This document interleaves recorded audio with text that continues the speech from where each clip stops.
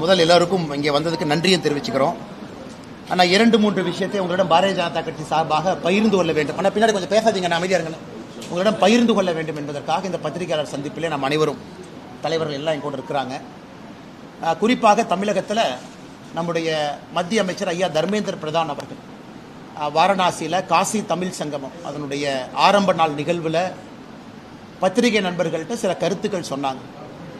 அதை வைத்து தமிழகத்தில் நம்முடைய முதலமைச்சர் அவர்கள் மாண்புமிகு ஐயா மு க ஸ்டாலின் அவர்கள் அரசியல் பண்ணிட்டு இருக்காங்க. அதையெல்லாம் உங்களிடம் தெளிவுபடுத்த வேண்டும் என்பதற்காகத்தான் முக்கியமாக அந்த பத்திரிகையாளர் சந்திப்பு. இன்னைக்கு தமிழகத்தில் நாம் பத்திரிகையாளர் சந்திப்பு நடத்தக்கூடிய இதே நேரத்தில் இந்தி கூட்டணி ஆர்ப்பாட்டம் நடத்திக்கிட்டு இருக்காங்க. எதுக்குன்னா இந்தியை திணிக்கிறாங்க, தமிழகத்திலே மத்திய அரசு இந்தியை திணிக்கிறாங்க, அதை நாங்கள் எதிர்க்கின்றோம் என்று ஆர்ப்பாட்டம் நடத்துகிறாங்க. பாரதிய ஜனதா கட்சியை பொறுத்தவரை, பாரத பிரதமர் நரேந்திர மோடி ஐயாவை பொறுத்தவரை தெல்ல தெளிவாக இருக்கின்றோம். ஹிந்தி எங்கேயும் திணிக்கப்படவில்லை, ஹிந்தி எங்கேயும் யாரும் திணிக்க மாட்டார்.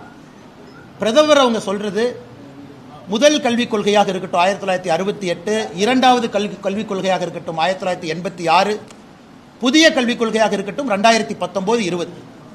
புதிய கல்விக் கொள்கையில் நம்முடைய பிரதமர்கிட்ட ரிப்போர்ட் போகும் பொழுது, கஸ்தூர் ரங்கன் ஐயா தலைமையில் அந்த நியூ எஜுகேஷன் பாலிசி ரிப்போர்ட்டை கொடுக்கும் பொழுது அதில் எல்லோரும் கட்டாயமாக 3 மொழி படிக்கணும்.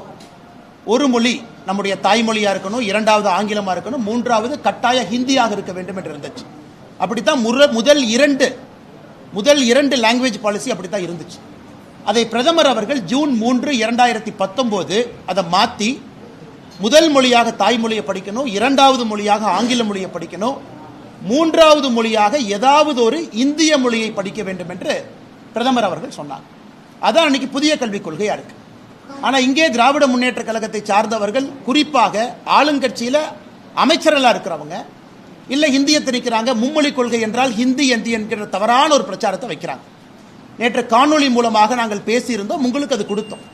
ஒரு கட்சி என்ன சொல்றாங்க, நிலைப்பாடு என்ன. இன்னைக்கு இன்னும் ஒரு படி முன்னாடி போய் தெளிவுபடுத்த விரும்புகின்றோம். இன்னும் ஒரு படி முன்னாடி போறோம். இன்னைக்கு தமிழகத்தை பொறுத்தவரை தனியார் பள்ளியில் படிக்கக்கூடிய மாணவர்கள் அரசு பள்ளியை விட அதிகமாக இருக்கிறாங்க. அவங்களுடைய கல்வி குறிப்பு ஒரு ஆண்டுக்கு முன்னாடி அசம்பிளியில் சப்மிட் பண்ண டாக்குமெண்ட்ல இருந்து எடுக்கப்பட்ட குறிப்பில் 52 லட்சம் மாணவர்கள் அரசு பள்ளியிலும் 56 லட்சம் மாணவர்கள் தனியார் பள்ளியிலும் படிக்கிறாங்க. தனியார் பள்ளி மாணவர்கள் அதிகம். அதில் சிபிஎஸ்சியில் படிக்கக்கூடிய மாணவர்களாக இருந்தால் ஹிந்தி படிக்கிறாங்க. மெட்ரிகுலேஷனில் படிக்கக்கூடிய மாணவர்களாக இருந்தால் நம்மகிட்ட தவறான ஒரு எண்ணம் இருக்கு. தமிழ்நாட்டில் நம்ம மெட்ரிகுலேஷன் படிக்கிறோம் அப்படின்னா அதிலும் தமிழில் தான் படிக்கிறோம் அப்படின்னு. தமிழகத்தை பொறுத்தவரை யாராவது மெட்ரிகுலேஷன் படிக்கிறாங்க அப்படின்னா அவங்களுக்கு எங்கேயுமே தமிழ் மொழி என்பது கட்டாயமாக இல்லை.